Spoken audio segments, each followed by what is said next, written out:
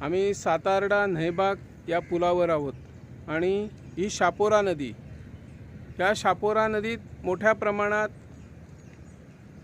बेकायदेशीर म्हणा किंवा काही जणांकडे परवाने आहेत रेती उपसा करण्यासाठी, आणि ज्यांच्याकडे परवाने नाहीत ते अमर्याद रेती उपसा करत असल्याने या नदीचं पात्र दिवसेंदिवस वाढत आहे आणि या परिसरात ज्या बागायती आहेत, लोकवस्ती आहेत, या घरांनाही या पात्र रुंदावत जाणाऱ्या पात्रामुळे धोका निर्माण झालेला आहे।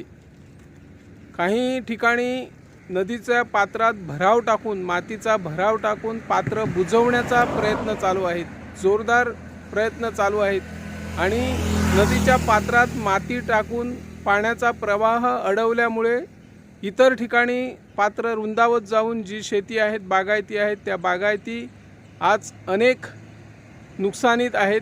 बागायतीमध्ये अनेक नारळाची झाडे या जलसमाधी घेताना दिसत आहे आणि जे खाण भूगर्भ खाते आहे, या खात्याचे अधिकारी याकडे दुर्लक्ष करत असल्याने ही स्थिती निर्माण झाली आहे।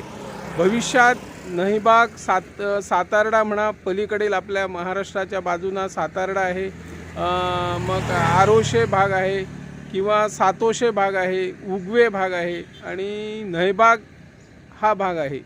या ठिकाणी जी लोकवस्ती आहे, भविष्यात जर हे असं चालू राहिलं अमर्याद रेती उपसा आणि नदीचं पात्र रुंदावत गेलं तर घरांनाही जलसमाधी मिळण्याचा धोका निर्माण झाला आहे।